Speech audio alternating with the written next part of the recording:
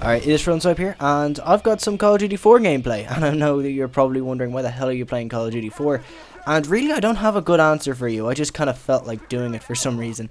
I'm not sure, I get like that, but as I was playing this, you know, I was kind of thinking back on all these claims that everyone seems to make, and you see it particularly on YouTube videos, and everyone seems to be of this opinion that Call of Duty 4 was basically the best Call of Duty game ever made, and that all the Call of Duty games have gone downhill from there, and that Call of Duty was basically flawless. There was nothing wrong with it. It was brilliant, it was simple, and that it was just absolutely fantastic.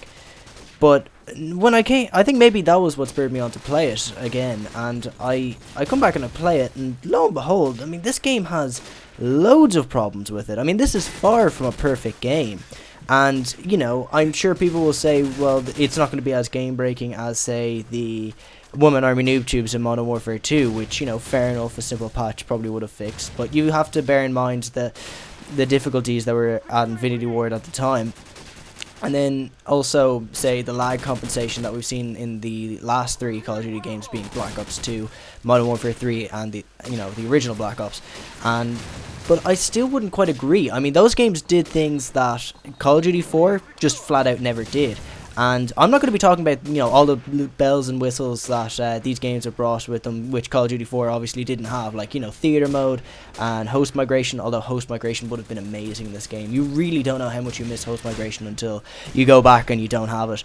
But I'm not going to be talking about anything like that, because obviously, you know, those ideas they didn't come up with those ideas until after Call of Duty 4 was made, so that's not really fair to judge the game on what it doesn't have. I'm going to judge the game purely on what it does have, and what it does right, and what it does wrong. And a lot of people praise this game actually for its weapon balance, which I feel is completely hypocritical, because this game, it doesn't have weapon balance whatsoever. Like, people will criticize pretty much every single Call of Duty ever made for its weapon balance, but they never seem to do it in this game. I mean, the weapon balance in this game was pretty horrible.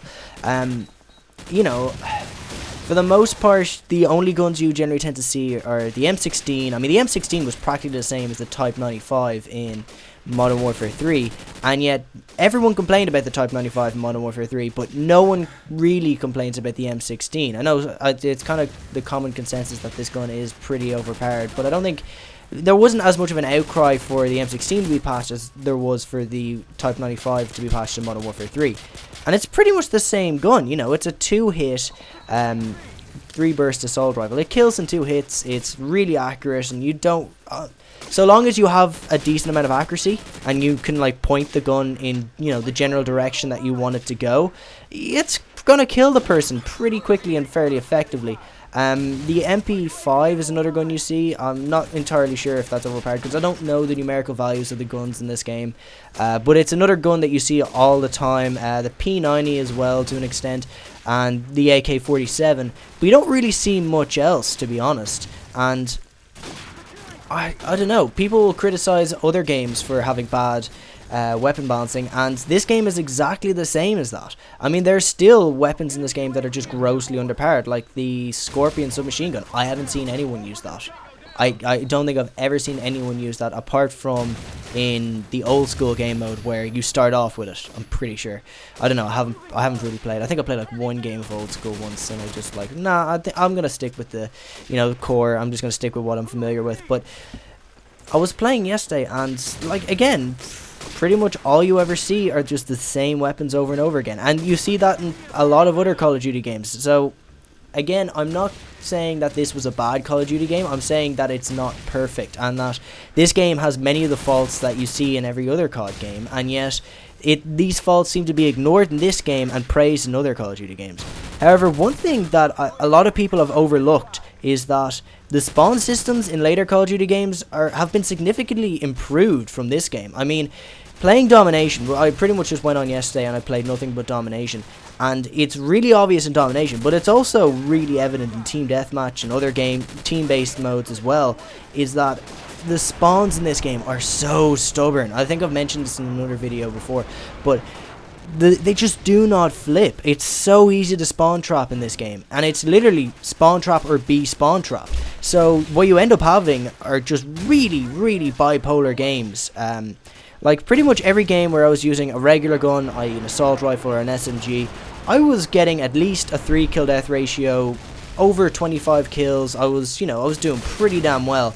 And that was just, I'm not going to say that was down to my skill at all, really. It was just because we had the enemy team spawn trapped, and it was so easy to do.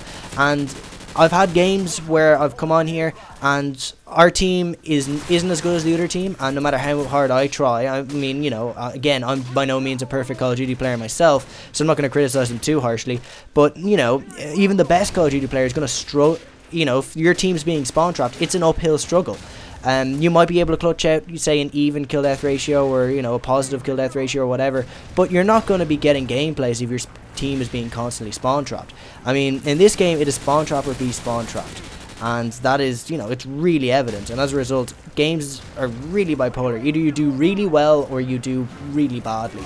I mean, you can spawn trap teams in team deathmatch, and in any other Call of Duty game, that is just unheard of, because in team deathmatch, the spawns aren't related to objectives or anything like that. They flip really easily. It's actually kind of hard to predict where the spawns are going to be in team deathmatch. It's harder to do than in any other base game, because generally speaking, if it's domination, for instance, it's quite easy. If you have A and B, you're pretty certain that the enemy team's going to spawn at C, unless of course you push up into their spawn, in which case they might start spawning at A. That's pretty basic. But in this game, it's so easy to spawn trap the other team, as I said, and it's really easy to get gameplays. Like, I played maybe 7 or 8 games, and I think pretty much every single game where I was using an SMG or an assault rifle, I could potentially use it as a gameplay. I'd say I probably could. You'd have some that would be kind of like slightly low-end gameplays, but some of the, this was the best game that I got yesterday. But I've had other games with scores that are pretty similar to this, and the only games where I did particularly badly were not even where I was being spawn trapped. For some reason, I didn't really get the negative side of the spawn system when I was playing yesterday, which again was quite fortunate. But the only time I did badly was when I was using a sniper rifle, because for some reason, I've no idea why, and I'm not going to say the snipers are underpowered or anything like that, because I have seen plenty of Call of Duty 4 montages. People can get the snipers to do some serious work in this game, but for some reason I just can't. I'm terrible with the snipers in this game.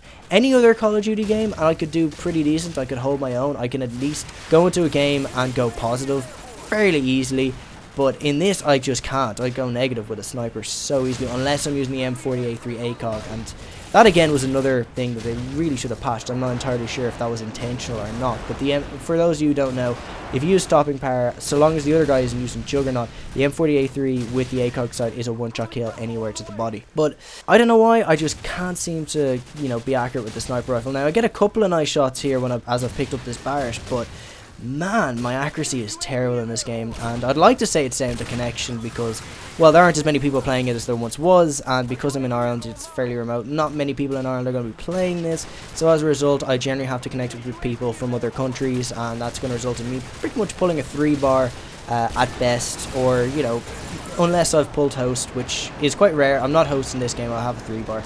But that's something I can't hold against the game. I mean, it's not the game's fault that there's no one playing it, because, again, it's a fun game. When I was playing this, I was having fun, and I understand why people would like it so much, but, again, I don't think it's the perfect game. I genuinely don't. But it's fun, okay? I'll give it that much. It's a good game, it's a fun game, but it's by no means perfect. I mean, there are plenty of really annoying things in this game, like Second Chance and Martyrdom and Juggernaut. I can understand why Juggernaut was there, but I think they didn't balance the perks right out at all. I mean, it's the same with the guns. I think the perks more so actually than the guns, because there are so many perks in this game that are absolutely useless. I mean, the only perks you generally tend to ever see, the only perks I ever run are Bandolier, or Frag X3 if you really want to spam the frag grenades, because the frag grenades are lethal in this game. I don't think there's anything you can use to protect yourself against them. I don't think there's a flak jacket perk or anything like that to counter that, but Frag X3 or Bandolier, stopping power or Juggernaut. I mean, if you don't use either of those perks, you're pretty much screwed. You'll get the odd asshole who just runs Martyrdom, but those are the only 3 perks you generally tend to see. Hardly ever see anyone use something like Sleight of Hand or anything like that.